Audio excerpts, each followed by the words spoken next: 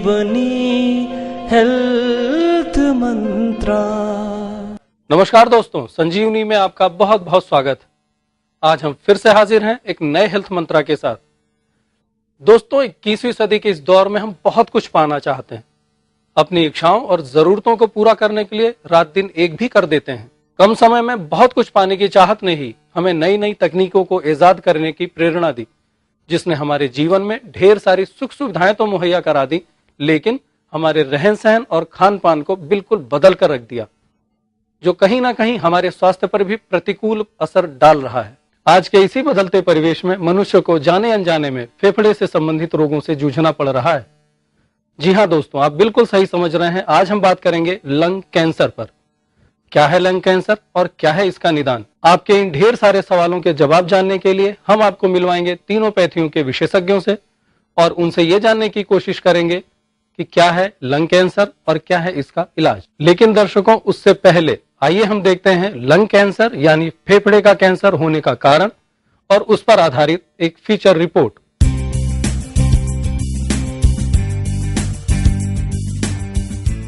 आजकल का जो पर्यावरण हमारा है,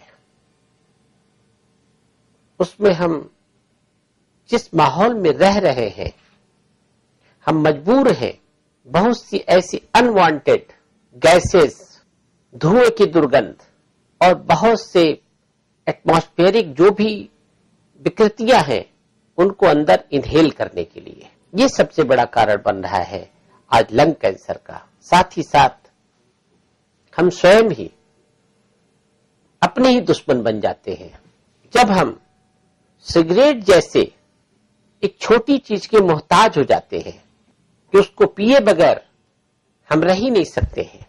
ये मुख्य कारण है खासतौर से लंग कैंसर बनने का। आजकल के तकनीकी युग में कल कारखानों व वाहनों की बेतहाशा वृद्धि की वजह से वातावरण प्रदूषित हो रहा है, जो कहीं न कहीं लंग कैंसर को बढ़ाने में महत्वपूर्ण भूमिका निभा रहा है। इसके अलावा अनियमित दिनचर्या व अधिक मात्रा में धूम्रपान का सेवन करने वाले व्यक्तियों को भी लंग कैंसर होने की संभावना सबसे अधिक होती है, क्योंकि लंग कैंसर हमारी श्वसन क्रिया में महत्वपूर्ण भूमिका निभाने वाले फेफड़ों को निष्क्रिय कर देता है, जो श्वास नली के अंदर की झिल्ली से प्रारंभ होकर वायु कोशों में पहुंच जाता है और धीरे धीरे ये रोग फेफड़ों के बाहरी आवरण तक पहुंचकर वहां पर मौजूद सेल्स को निष्क्रिय कर देता है। दुनिया भर में कैंसर से होने वाली मौतों में सबसे बड़ा आंकड़ा सिर्फ लंग कैंसर का ही है, जिसमें 80% मौतें सिर्फ धूम्रपान की वजह से ही होती हैं। तो देखा दोस्तों, अनुचित खान पान और अत्यधिक धूम्रपान के सेवन से हमें लंग कैंसर जैसी भयानक बीमारी से जूझना पड़ रहा है। आखिर क्या है लंग कैंसर और क्यों होता है? आपके मन में उठ रहे इन तमाम सवालों का जवाब जानने के लिए हम आपको ले चलते हैं एलोपैथिक चिकित्सा विशेषज्ञ के पास।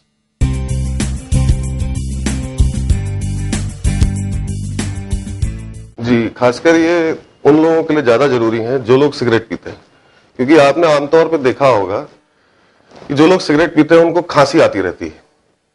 तो इन लोगों के लिए सबसे जरूरी ये जानना है कि उनकी खांसी अगर एकदम से ज्यादा हो जाए या उसमें बलगम ज्यादा आने लगे या लार टपकने लगे खांसते खांसते, या फिर सांस लेने में दिक्कत हो, या एक वीजिंग एक चीज होती है जिसमें जब आप सांस लेते हैं तो एक आवाज निकलती है सीटी तरीके की, वो अगर लोगों में आने लगे इन लोगों में, तो इसका मतलब लंग कैंसर की शुरुआत हो रही है।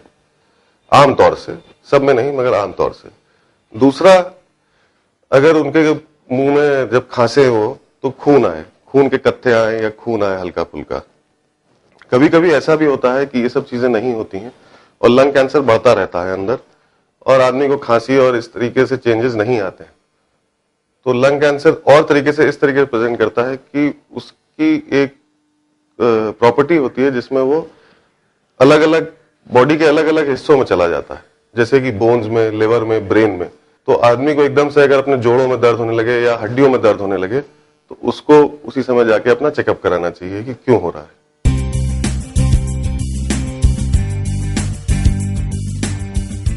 मॉडर्न मेडिकल साइंस में सबसे पहली चीज मैं आपको बता दूं कि अगर मरीज हमारे पास शुरुआती के स्टेजेस में आ जाए, जैसे कि स्टेज 1 में आ जाए या स्टेज 2 में आ जाए, तो ट्रीटमेंट काफी अच्छा है इसका। उसमें हमें सर्जरी करके उसका जो लंग का पार्ट है जहां पे कैंसर है वो पूरा लोब निकालना पड़ता है और उसके बाद कीमोथेरेपी और रेडियोथेरेपी देनी पड़ती है।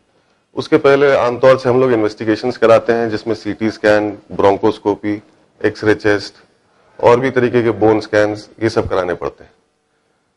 आगे के जो स्टेजेस होते हैं उसमें ट्रीटमेंट इतना अच्छा नहीं है, तो अधिकतर हम लोग कोशिश यही करते हैं कि पेशेंट जो आता है हमारे पास उसको दर्द ना रहे, आगे की जितनी भी जिंदगी उसकी बाकी है वो कम से कम दर्द रहित जिए और आराम से जिए।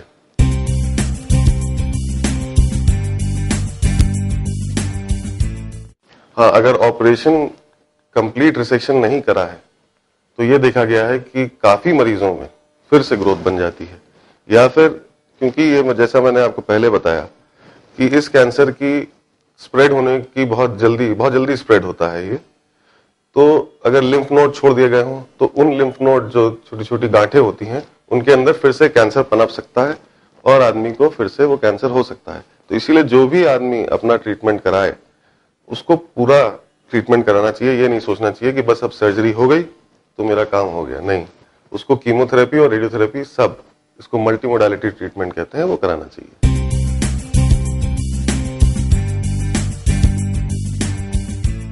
जी, कीमोथेरेपी के साइड इफेक्ट्स होते हैं, इसमें कोई शक नहीं है। ऑपरेशन बहुत सक्सेसफुल है, बहुत ही कम लोगों में प्रॉब्लम्स होती हैं, देखा गया आमतौर से 3 या 5% पेशेंट्स में प्रॉब्लम होती है अगर सही समय पर ऑपरेशन हो रहा है तो। और कीमोथेरेपी के अपने साइड इफेक्ट्स ये होते हैं कि जैसे बाल झड़ना, पेट खराब होना, आदमी का पतला होना, और कुछ लोगों में हाइपर सेंसिटिविटी रिएक्शन, मतलब आदमी कीमोथेरेपी को ना झेल पाए, ये भी होता है। रेडियोथेरेपी के जहां तक वो है सवाल है, कभी कभी दूसरे लंग पे भी फाइब्रोसिस हो जाती है जिसकी वजह से पेशेंट को सांस लेने में दिक्कत हो सकती है। मगर इसको अगर आप तौलेंगे कि कितना अच्छा रिजल्ट आता है हम लोगों का, तो उस हिसाब से ये जो रिएक्शंस होते हैं ये काफी कम है, मतलब रिजल्ट ज्यादा अच्छा आ रहा है और रिएक्शन काफी कम हो रहे हैं, तो इसीलिए पूरा ट्रीटमेंट लेना अनिवार्य है इसके लिए।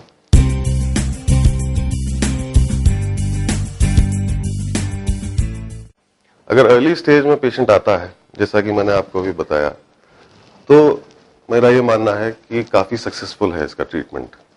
मगर लेट स्टेजेस में सर्टेनली अभी भी काफी चीजें बाकी हैं जो हम लोगों को देखनी है।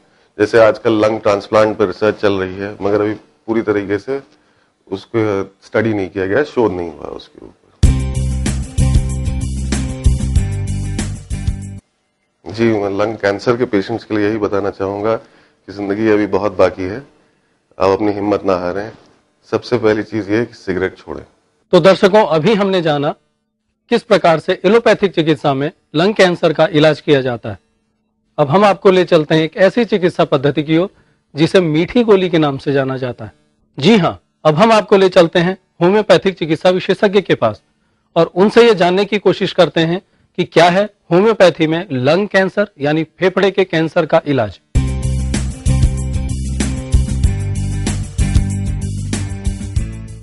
लंग कैंसर के बेसिक सिम्टम्स होते हैं, जैसे बहुत ज़्यादा अधिक सांस फूलना रहता है, थकावट बहुत महसूस होना, सांस लेने में परेशानी होना, डिस्निया होना, खांसी, बार बार लगातार खांसी आना, खांसी लगातार 6 महीने के ऊपर अगर खांसी बनी रहती है तो ये बहुत इंपॉर्टेंट सिम्टम है लंग्स की और कुछ ना कुछ बीमारी पैदा हो रही है, लंग ट्यूमर की ओर हो रहा है। और बहुत ज़्यादा अगर डेवलप हो जाता है तो इसमें खून की उल्टियाँ और या मुँह से खून का थक्के आने शुरू हो जाते हैं। इसके द्वारा हम पता लगा सकते हैं कि ये कुछ शुरुआती उसमें।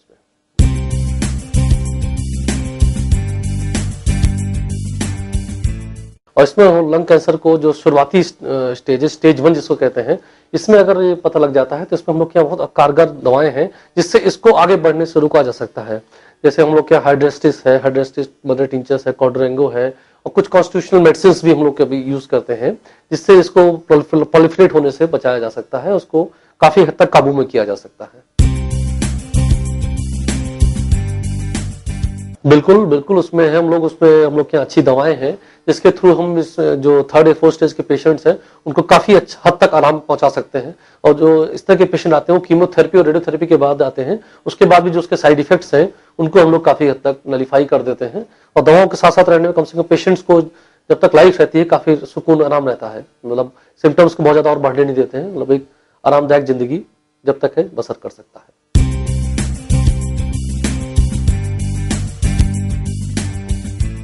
लंग कैंसर हमने पहले भी कहा है, लंग कैंसर पूरी तरह क्यूरेबल तभी हो सकता है जब वो स्टेज 1 यानी प्रथम अवस्था में, स्टेज 1 में अगर आपको पता लगता है तो उसको काफी हद तक रोका जा सकता है।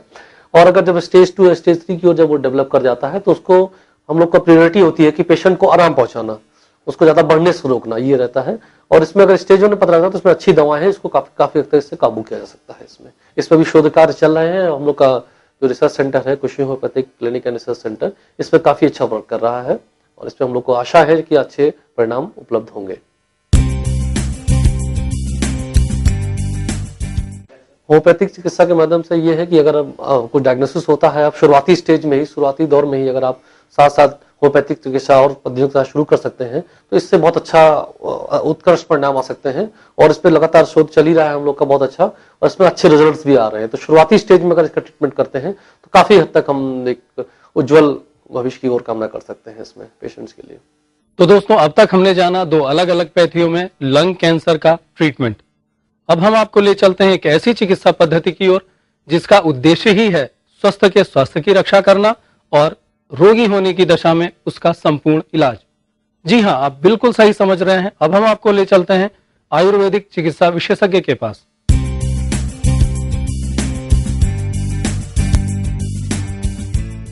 लंग कैंसर हमारे शरीर के लंग में जब एक एबनॉर्मल ग्रोथ हो जाता है तो उसे लंग कैंसर कहते हैं।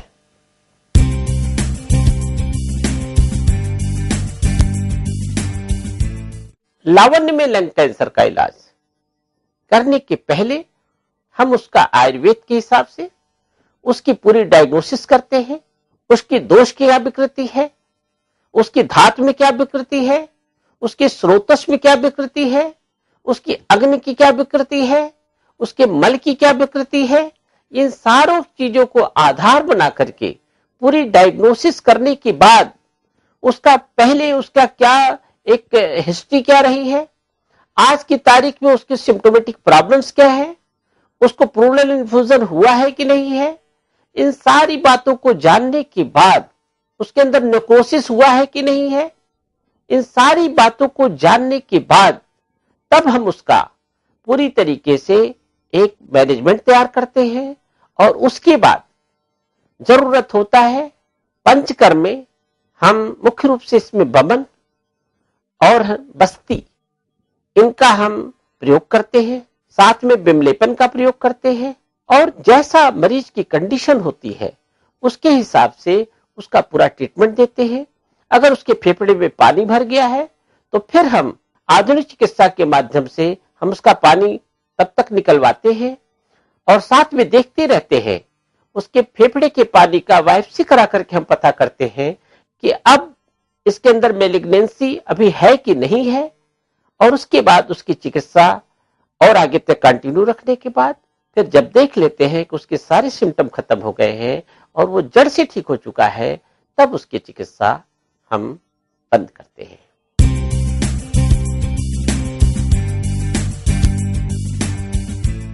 देखिए, इस बात को बहुत स्पष्टता से समझना चाहिए कि रेडिएशन क्या है। रेडिएशन मींस सेल्स को कोबाल्ट रेज और एक्स रेज के द्वारा जलाया जाता है। और कीमोथेरेपी क्या है, मतलब हार्ड टाइप के केमिकल्स होते हैं। उन केमिकल को दे करके, क्योंकि कैंसर एक uncontrol multiplication of the cell की प्रक्रिया है, तो उस प्रक्रिया को पूरी बंद कर दिया जाता है। लेकिन इसमें समझना होगा कि जब हम किसी चीज को जलाएंगे तो बड़ा स्पेसिफिक जलाना बहुत मुश्किल काम है। तो सिर्फ कैंसरस सेल तो जलेगा नहीं, उसके साथ में और सेल भी जलते हैं। और वो जो टिश्यू जो सेल्स होते हैं वो डिफरेंट ऑर्गन से रिलेटेड होते हैं और जिन अंगों से वो रिलेटेड होते हैं वो अंग प्रभावित हो जाते हैं। साथ ही साथ उनका जो इफेक्ट है, एक्सरेज का इफेक्ट, कोबाल्ट रेज का इफेक्ट, ये 20 साल तक शरीर में बना रहता है। बहुत तरीके के डिफरेंट प्रॉब्लम्स शरीर में पैदा कर देते हैं। और कीमोथेरेपी करते वक्त वो जो जहरीला केमिकल है वो इस चीज को तो जानता नहीं है कि हम कैंसरस सेल्स को मार रहे हैं या और जो नॉर्मल सेल है उनको भी मार रहे हैं। और हमारे शरीर में कुछ न कुछ सेल डेली बनते हैं और डेली खत्म होते हैं। हम आधुनिक चिकित्सा की तरह किलिंग द सेल का प्रोसेस नहीं अडॉप्ट करते हैं। हमारी चिकित्सा का आधार है, सिद्धांत है, रिजेनरेट द सेल। जो बीमार सेल है जिस सेल के अंदर बहुत सी विकृतियां भरी पड़ी है, उन विकृतियों को हम निकाल दें, उनकी टॉक्सिसिटी को हम सेल से बाहर कर दें और बाहर करके फिर उसे रिजुनवेट कर दें। इसलिए ये जो रिजुनेशन होता है वो सेल लेवल पे होता है। क्योंकि सेल लेवल पे रिजुनेशन होता है, इसलिए जो भी चिकित्सा होती है अल्टीमेटली वो पूरी तरीके से रूट से ही उस प्रॉब्लम को खत्म कर देती है और हमारा सेल एक स्वस्थ सेल हो जाता है। और जब सारे सेल ही शरीर के ठीक हो जाएंगे तो वो जड़ से तो चिकित्सा होगी।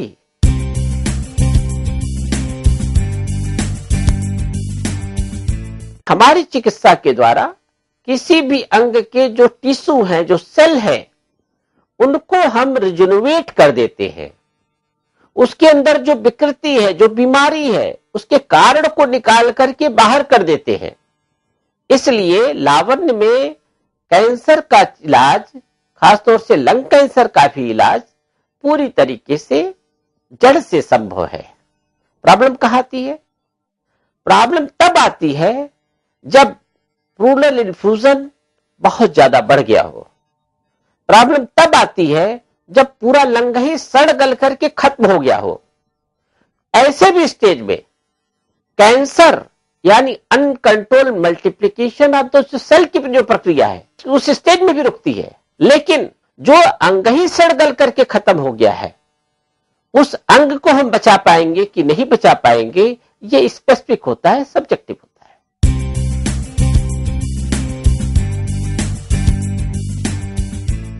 आयुर्वेद की संपूर्ण चिकित्सा में हमारा एक सब्जेक्ट है दैव्यो विपाश्रय, यानी ग्रह नक्षत्रों का भी हमारे शरीर पे निश्चित रूप से प्रभाव पड़ता है और उससे हम बच नहीं सकते। इसका वैज्ञानिक आधार हो या न हो, आमतौर पे तो अभी बहुत सी यूनिवर्सिटीज तक में ज्योतिष की पढ़ाइयां हो रही हैं और इसको लोग मान रहे हैं, सारी दुनिया मान रही है। भले डायरेक्ट न मान रही हो, लेकिन इनडायरेक्ट लोग मान रहे हैं। और खास तौर से जब कोई आदमी मुसीबत में होता है तो फिर उसे ग्रह नक्षत्र ईश्वर ये सब जरूर याद आ जाता है। तो हम भी, क्योंकि हमारे आयुर्वेद में ये चिकित्सा का एक पार्ट बताया गया है दैव्यो विपाश्रय, तो हम ग्रहों नक्षत्रों के भी पड़ने वाले प्रभावों का उसकी कुंडली के द्वारा विश्लेषण कराते हैं और उसके अलावा उस ग्रह नक्षत्रों को भी कैसे अनुकूल बनाया जाए, इसके लिए भी हम जो है जो कुछ संभव है ज्योतिषी आधार पे उसको हम पूरी तरह से करते हैं। यज्ञ विधा के द्वारा, दान विधा के द्वारा, मंत्रों के जाप के द्वारा, जो भी चीज संभव है, स्नान के द्वारा, ये सब चीजें हम उसको करने की सलाह देते हैं। ये स्पेसिफिक आदमी पर डिपेंड करता है कि वो करना चाहता है या नहीं करना चाहता है।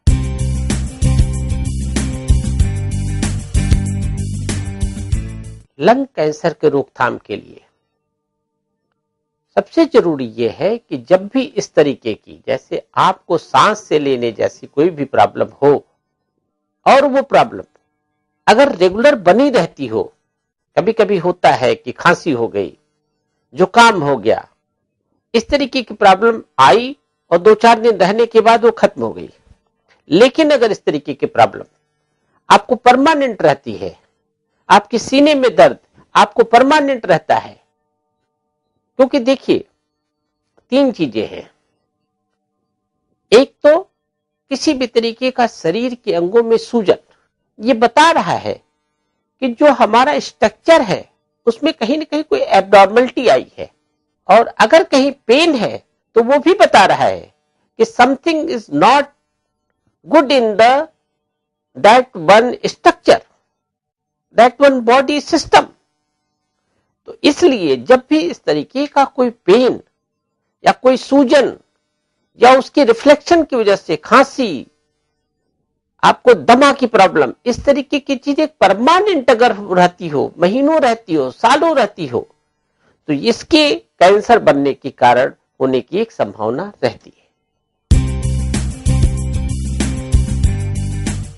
अगर किसी तरीके का ऐसे सिम्टम जैसे हैं कि उन्हें खांसी लंबे समय से चली आ रही है, सांस फूलने की प्रॉब्लम लंबे समय से चली आ रही है, सीने में उनके परमानेंट दर्द रहता हो, ऐसे अगर सिम्टम्स हैं तो इस संभावना को देख लेना चाहिए कि कहीं वो कैंसर की तरफ तो नहीं जा रहा है।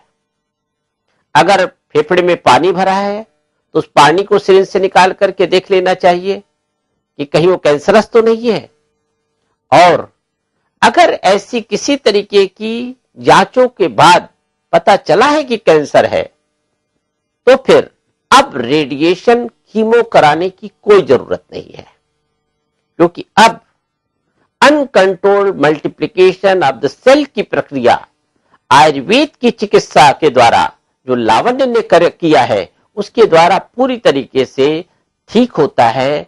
Uncontrolled multiplication of the cell की प्रक्रिया पूरी तरीके से समाप्त होती है। ये हमारे सारे मरीजों पे काम करने के बाद ये पूरी तरीके से पाया जा चुका है, ये रिजल्ट पूरी तरीके से हमें मिल चुका है। इसलिए अब रेडिएशन करके, कीमो करके, क्योंकि ये ऑप्शन सिर्फ जिंदगी को थोड़ा बढ़ा तो सकते हैं, लेकिन ये दोबारा फिर रोग को और बढ़ा सकते हैं। ऐसा आधुनिक चिकित्सा के लोग स्वयं देखते हैं। और थर्ड और फोर्थ स्टेज का कैंसर तो उनको यहां पूरी तरीके से असाध्य माना गया है। इसलिए अब कैंसर से बचना है तो बगैर वक्त खोए हुए जैसे ही पता चले वैसे ही आकर के लावण्य की चिकित्सा शुरू कर देना चाहिए। और हम उसका अपने डायग्नोसिस सिस्टम जो आधुनिक चिकित्सा है उसके द्वारा हर महीने उसका जो है डायग्नोसिस करा करके हमारे जो रिजल्ट है उनको देखते रहना चाहिए। सारे रिजल्ट आपके सामने आते हैं। तो दर्शकों, अलग अलग पैथियों में रोगों के समाधान का मंच है संजीवनी। आज की इस कड़ी में हमने जाना क्या है लंग कैंसर और क्या है उसका इलाज।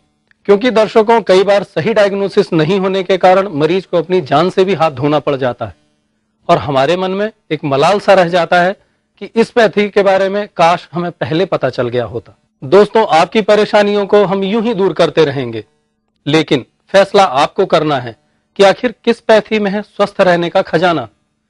दर्शकों, हम आपसे फिर मिलेंगे इसी कार्यक्रम में, इसी समय और इसी चैनल पर। तब तक के लिए नमस्कार। संजीवनी हेल्थ मंत्रा।